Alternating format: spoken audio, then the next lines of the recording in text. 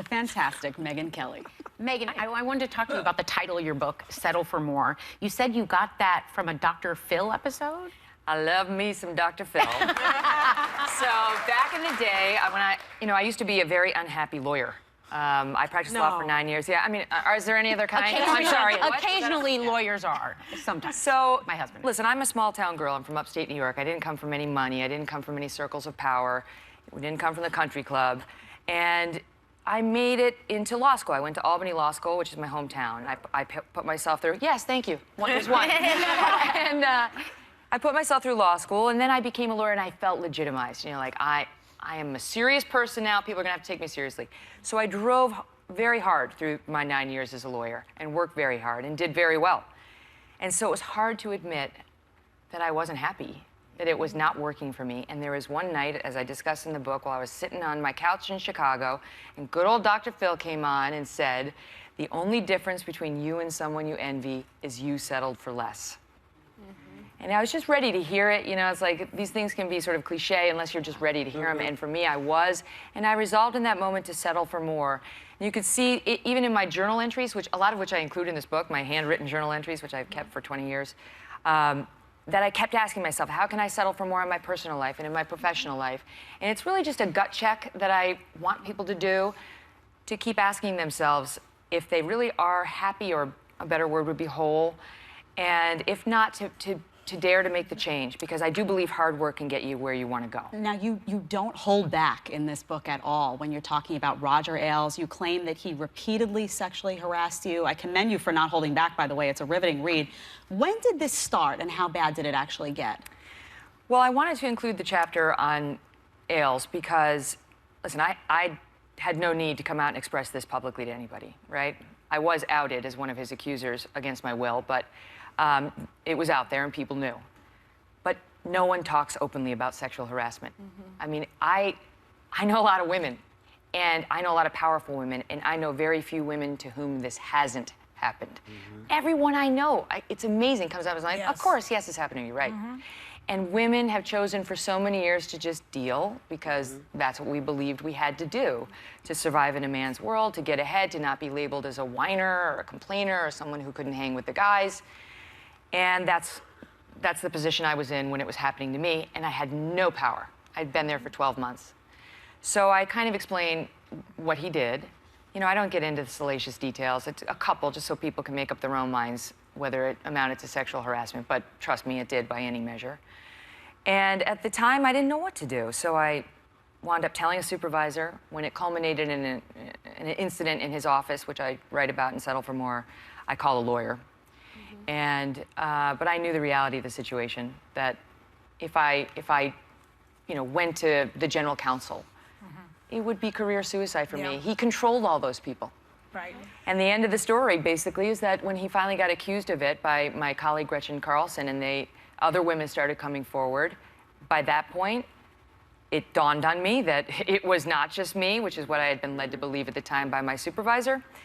And by that point, I did have some power, and I used it. Right. But that's good.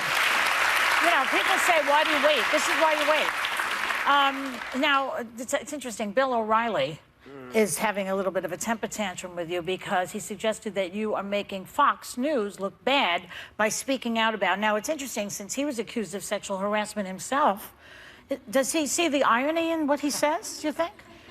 I don't know the answer to that question. But listen, I'll say this. I didn't have to put that chapter in the book, as I said, but I had to talk about it with Rupert Murdoch and Lachlan Murdoch, who are the owners of the Fox News channel and are running the company now. And they both felt it was important to include, too. I mean, to their credit, because they could have said, this is a black eye, we got through it, let's just... They said, go for it. You know what, go for it. It's important. We want women to see this story.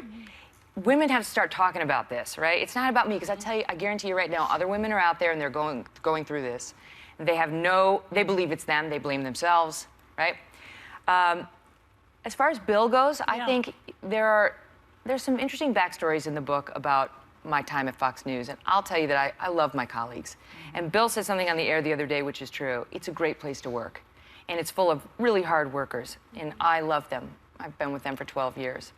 But I do think that, you know, some people, in particular some men, have had a very different reaction to the outing of this story Well, sure. than some women in particular. And, you know, I'll just encourage people to be open-minded They and, don't want you to- realize the message they're sending to young women in trying to diminish the reporting The on this. suggestion that you are making the network look bad by saying something, isn't it that Roger Ailes made the network look bad? Right. Yeah. That's exactly what I said the other day. Well, I have a statement that we need to read. A lawyer representing Ailes gave this statement earlier in the week. I categorically deny the allegations Megyn Kelly makes about me. I worked tirelessly to promote and advance her career. As Megyn herself admitted to Charlie Rose, watch that interview and then decide for yourself. My attorneys have restricted me from commenting further. So suffice it to say that no good deed goes unpunished. What do you want people to take away from your book? Because you did praise him in that interview. Many times. Yes. And it is possible to both be harassed by somebody and then And go be- on to have a good working relationship with him. And that was the case for me. Yeah. You know, after I complained and avoided him, he stopped. And he got the message and, you know, I now know, moved on to others. What I thought at the time was just moved on from me. What would know? you do if he came into your office now and did that? Do you? Oh, if somebody tried to sexually Yeah, harass what me would you now? do now? It would go down very differently. How? What would you say I do? I would stop them on the spot. I mean, now I feel much more empowered. Back then, I was like, I want this job. Oh my God, I just got a job in TV. I was so excited. I'd only been in television for 12 months. It was my dream job. Right now, I'd stop them right in the middle, and I'd say, hold on.